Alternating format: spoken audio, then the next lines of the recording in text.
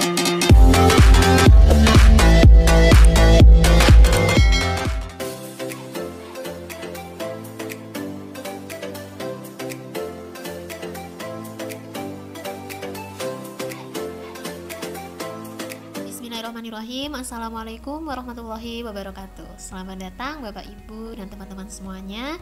Kali ini aku mau berbagi aksi nyata modul 2.2 pembelajaran sosial dan emosional bersama saya Pepsi Windra dari SDN 3 Gemaharjo kelas 133 CGP Angkatan 7 Kabupaten Trenggalek.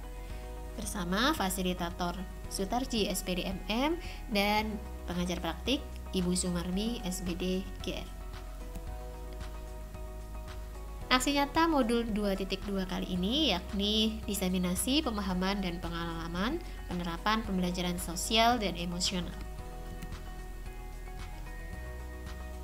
Ini dia Bapak Fasil, Bapak Sutarji, dan Ibu Sumarmi dan juga saya sendiri.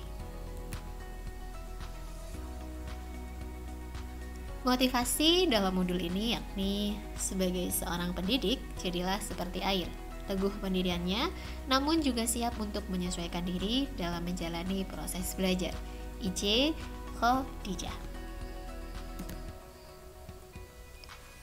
Tujuan diseminasi modul 2.2 pembelajaran sosial dan emosional yakni membagikan pemahaman tentang implementasi pembelajaran sosial dan emosional dengan 4 indikator: pengajaran eksplisit, integrasi dalam praktek mengajar guru dan kurikulum akademik, penciptaan iklim kelas dan sekolah, dan penguatan kompetensi sosial dan emosional pendidik dan tenaga kependidikan di sekolah dan serta merefleksikannya.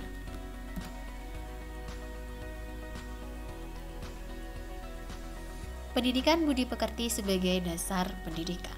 Di sini kita mungkin bertanya-tanya, mengapa pembelajaran sosial emosional? Dan inilah jawabannya. Pembelajaran budi pekerti adalah pembelajaran jiwa manusia secara holistik atau menyeluruh. Budi pekerti, watak atau karakter sebagai hasil dari pembelajaran budi pekerti adalah bersatunya budi, yakni gerak pikiran, rasa, kemauan, sehingga menimbulkan pekerti, tenaga, olahraga, dan karya. Ini sebagaimana dijelaskan oleh Bapak Pendidikan kita Ki Hajar Dewantoro. Kemampuan sosial emosional adalah kemampuan untuk mengelola emosi, pikiran, dan perilaku diri secara efektif dalam berbagai situasi dan untuk mencapai tujuan dan aspirasi. Kemudian kemampuan untuk memahami sudut pandang dan dapat berempati dengan orang lain, termasuk mereka yang berasal dari latar belakang, budaya, konteks yang berbeda-beda. Kemampuan untuk memahami perasaan, emosi, dan nilai-nilai diri sendiri dan bagaimana pengaruhnya pada perilaku diri dalam berbagai situasi dan konteks kehidupan.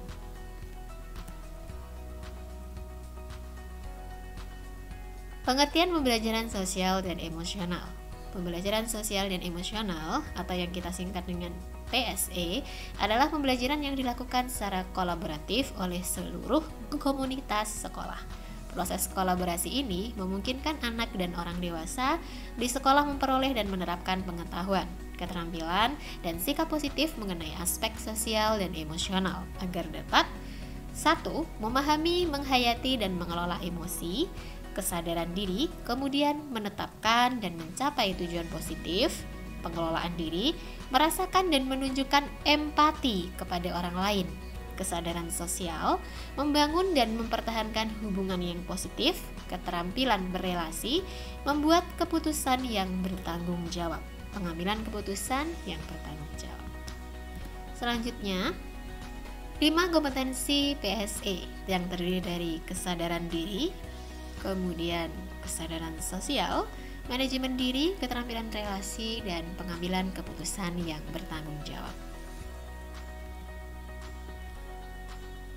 Yang pertama, kesadaran diri, yakni kita mengenal atau mengidentifikasi 6 emosi dasar, yakni takut, marah, muak, takjub, sedih, dan bahagia.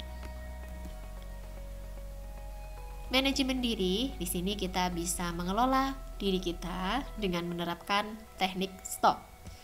Stop, berhenti sejenak, take a breath, ambil nafas dalam, observe, amati sensasi pada tubuh, perasaan, pikiran, dan lingkungan, amati pilihan-pilihan yang dapat diambil, dan terakhir proses. Selesai dan lanjutkan. Stop ini bisa kita terapkan saat pembelajaran di kelas bersama peserta didik. Yang kompetensi ketiga yakni kesadaran sosial. Ada 3 pertanyaan dasar empatik, yakni apa yang dirasakan orang tersebut, apa yang membuatnya merasa demikian, apa yang mungkin akan dia lakukan, mengapa dia melakukan itu, kemudian apa yang saya rasakan jika mengalami kejadian yang sama atau saya ada di posisi dia. Di sini lebih kepada sifat empati, Bapak Ibu. Selanjutnya ada keterampilan berelasi, yakni keterampilan menyampaikan pesan dengan jelas, keterampilan mendengarkan secara aktif, keterampilan menyatakan sikap setuju maupun tidak setuju dengan alasan jelas dan sikap saling menghargai, keterampilan mengelola tugas dan peran dalam kelompok, keterampilan menentukan indikator keberhasilan pencapaian tujuan bersama yang dipahami semua orang. Kemudian keterampilan mengelola konflik.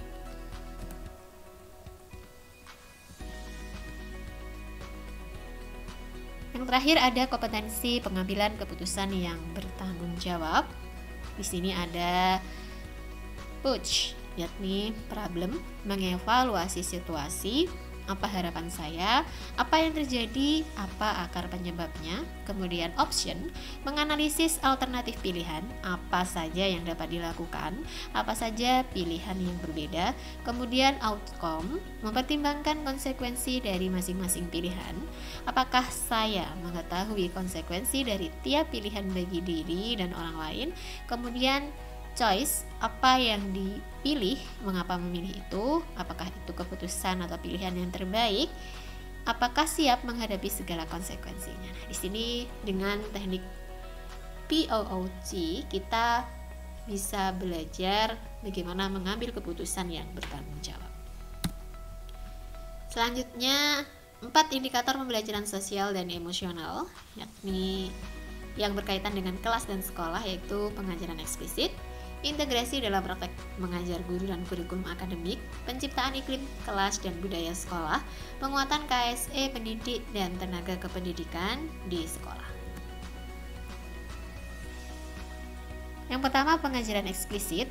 Implementasi PSE dengan pengajaran eksplisit memastikan murid memiliki kesempatan yang konsisten untuk menumbuhkan, melatih, dan merefleksi tentang kompetensi sosial dan emosional dengan cara yang sesuai dan terbuka dengan keragaman budaya. Pengajaran eksplisit KSE dapat dilaksanakan dalam bentuk kegiatan kokurikuler dan ekstrakurikuler. Pendidik dapat menggunakan berbagai proyek, acara, atau kegiatan sekolah yang rutin untuk mengajarkan kompetensi sosial dan emosional secara eksplisit. Integrasi dalam praktek mengajar guru dan kurikulum akademik. Berikut adalah contoh RPP TK SMP yang disusun untuk memberikan gambaran bagaimana integrasi KSE dalam 3 bagian kegiatan pembelajaran KBM, yaitu pembukaan hangat, antara lain dengan memberikan kesempatan pada murid untuk berbicara, mendengarkan aktif, memungkinkan interaksi, menciptakan rasa memiliki, dapat menumbuhkan salah satu kompetensi sosial dan emosional. Kegiatan inti yang melibatkan antara lain dengan melakukan diskusi akademik, pembelajaran kooperatif, pembelajaran berbasis proyek, refleksi diri dan penilaian diri, pemberian suara dan pilihan. Kemudian di bagian penutup optimistik, antara lain dengan refleksi, apresiasi, dan cara-cara positif lainnya untuk memperkuat pembelajaran. Selanjutnya, penciptaan iklim kelas dan budaya sekolah. Salah satu upaya mengubah lingkungan sekolah adalah melalui praktek guru dan gaya interaksi mereka dengan murid, atau dengan mengubah peraturan dan harapan sekolah. Lingkungan kelas yang aman dan positif dapat diciptakan melalui kualitas relasi guru dan murid dan berbagai kegiatan pembelajaran yang dapat merangkul keragaman dan perbedaan, melibatkan murid serta menumbuhkan optimisme. Menurut Sri Wahyaningsih, pendiri Salam Sangkar Anak Alam Yogyakarta, lingkungan sekolah yang aman dan nyaman adalah lingkungan yang membangun persepsi bahwa setiap orang memiliki potensi yang berbeda-beda dan orang lain adalah mitra, bukan saingan. Menguatkan 5 KSE pendidik dan pendik itu bisa kita lakukan dengan menjadi teladan, kemudian belajar, dan berkolaborasi. Menjadi teladan, memodelkan menjadi teladan, mendukung pendidik dan tenaga kependidikan dalam memodelkan kompetensi dan pola pikir di seluruh komunitas sekolah dengan murid, keluarga murid, mitra komunitas, dan satu sama lain. Ini dapat meliputi menerapkan kompetensi sosial emosional dalam peran dan tugas, menciptakan budaya, mengapresiasi, menunjukkan kepedulian. Belajar, pendidik dan tenaga kependidikan merefleksikan kompetensi sosial dan emosional pribadi dan mengembangkan kapasitas untuk mengimplementasikan kompetensi sosial dan emosional. Kegiatan ini dapat meliputi membiasakan merefleksikan kompetensi sosial dan emosional pribadi, berkolaborasi di tempat kerja, mempelajari kemungkinan adanya bias terkait dengan literasi budaya, mengembangkan pola pikir bertumbuh, memahami tahapan perkembangan murid, meluangkan waktu untuk melakukan self-care perawatan diri, mengagendakan sesi berbagai praktek baik.